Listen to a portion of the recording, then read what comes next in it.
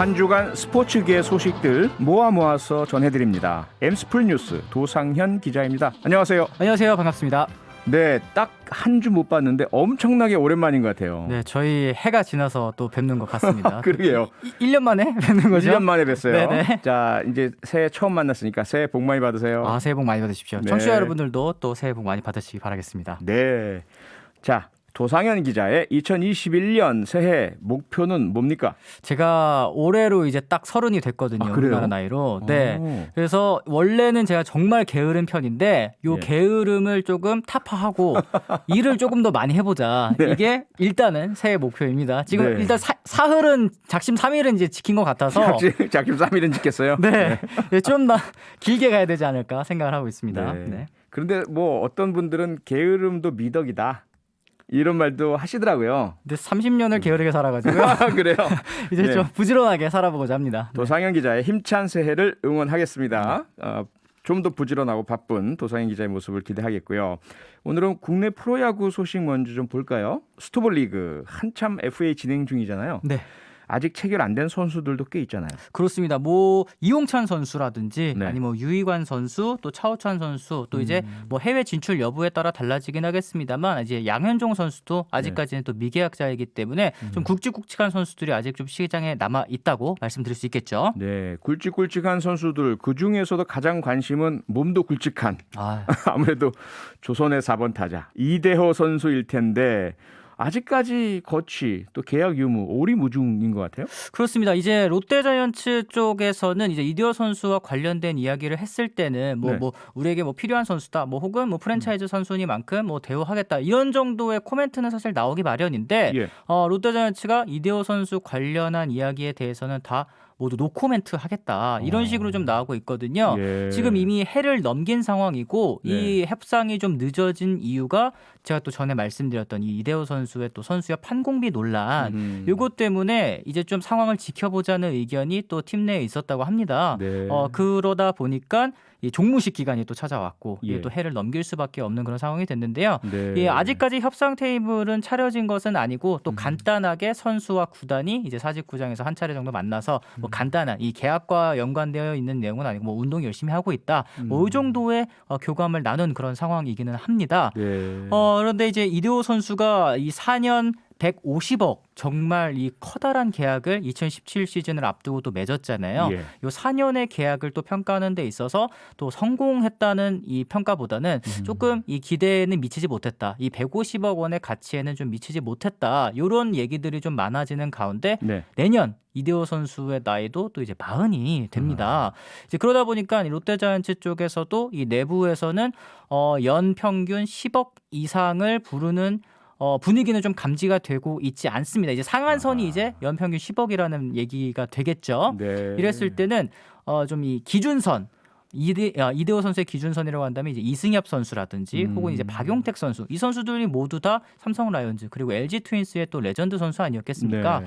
이 선수들의 계약 마지막 해 이제 2년 계약으로 이승엽 선수는 36억 계약을 했고요. 네. 이제 박용택 선수 같은 경우에는 이제 25억 계약을 했는데 요 사이 혹은 이제 박용택 선수와 비슷한 금액쯤에서 계약이 되지 않을까 하는 게 일단은 좀 중론인 것 같습니다. 네, 과연 어떻게 결론이 날까 무척 궁금한데요. 아무래도 뭐 프랜차이즈 스타 대표적 간판 선수다 보니까 이대호 선수가 롯데가 아니라 다른 구단으로 간다는 건 사실 좀 상상이 안 되고요. 그렇습니다. 그리고 네. 실제로 이제 이대호 선수가 만약에 이적을 원한다고 한다면 또 네. 이대호 선수의 이적을 원하는 팀은 연봉을 또 25억을 받지 않았습니까? 예. 이제 그러다 보니까 선수 보상 선수를 한 명 받는 경우에는 또 보상금으로 25억 이 연봉을 롯데에 넘겨줘야 되고 만약에 또 이제 보상 선수를 받지 않는다고 했을 때는 이제 연봉의 2배죠. 이제 50억을 또 보상금으로 롯데에게 줘야 되기 때문에 네. 사실 요거는 좀 쉽지 않다. 이적은 쉽지 않다. 이런 가운데 이 성민규 단장 체제가 롯데자이언츠에 들어온 이후로 네. 이 내부 FA들을 대하는 태도가 딱 그 선을 설정을 해놓고 그 이상은 또 부르지 않는 그런 기조가 좀 유지가 되고 있거든요. 예. 이 전준우 선수 협상 과정에서나 아니면 이제 손승락 선수 협상 과정에서도 그런 모습이 있었기 때문에 네. 이대호 선수가 사실은 이게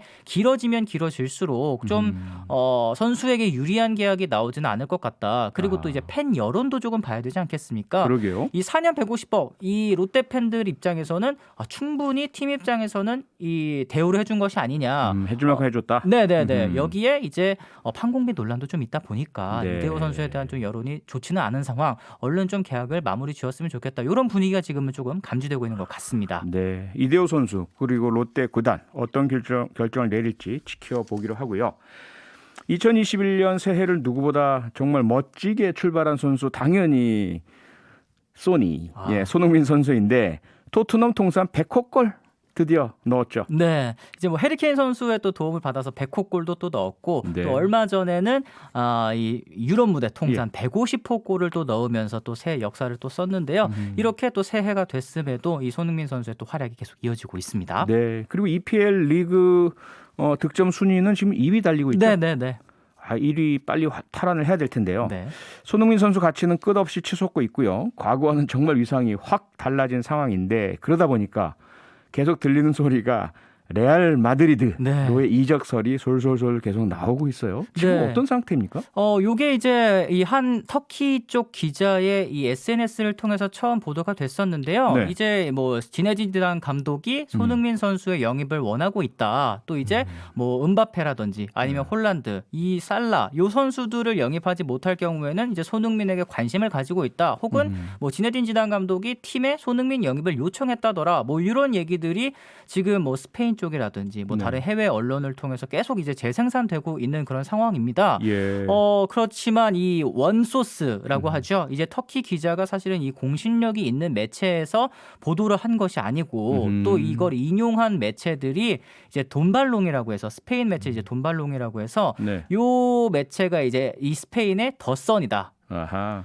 그러니까 타블로이드. 그렇습니다. 이 공신력이 거의 없다. 일단 이렇게 던지고 보는. 네, 말씀을 드려야 될 것 같습니다. 조금은 아쉽지만 그리고 이제 공신력이 높은 매체에서는 일단 손흥민 선수의 영입을 레알 마드리드 측은 전혀 고려하지 않고 있다. 이런 식으로 지금 얘기를 하고 있는 상황이기 때문에 왜 이런 얘기들이 계속 나오느냐. 이런 어떻게 보면 이제 타블로이드, 찌라시라고 부를 수 있잖아요. 이런 매체들도 이 클릭을 유도하는 것이 또 중요하고 그렇죠. 선수들이 이 관심을 갖는 선수들이 또 누구인가를 또 제일 잘 캐치해내는 곳이 또 이런 찌라시 매체, 이 타블로이드지기 때문에 맞아요. 그만큼 손흥민 선수를 또 메인으로 내섰을 때 손흥민이 레알 마드리드 간대 이러면은 이제 클릭수를 벌 수 있다. 그렇죠. 뭐 요 정도의 관심을 갖고 있는 선수로 손흥민 선정했다. 뭐 요 정도의 반증으로 생각하시면 어떨까 하는 생각이 좀 듭니다.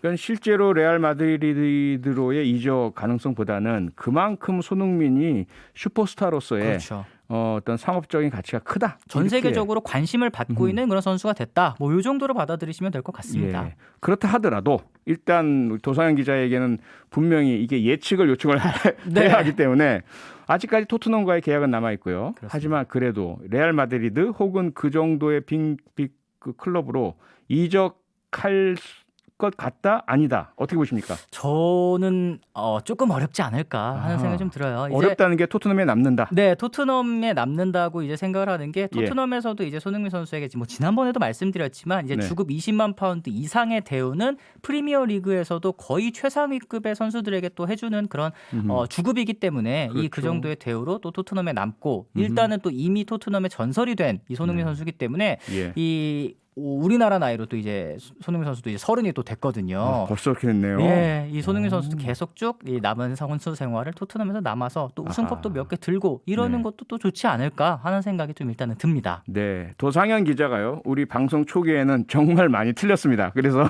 도펠레였죠. 별명이 도펠레였는데 뒤로 올수록 계속 맞아요. 계속 네. 지금 적중률 거의 100%를 달리고 있어서 아마도 이번에 손흥민 선수의 토트넘 잔류도 상당히 가능성이 높지 않을까 싶긴 한데요. 그래도 끝까지 한번 지켜보겠습니다. 알겠습니다. 오늘은 여기까지 듣겠습니다. M스포츠 뉴스 도상현 기자였습니다. 고맙습니다. 고맙습니다. 평일 저녁 6시 5분에 여러분을 찾아갑니다. MBC 라디오 표창원의 뉴스 하이킥.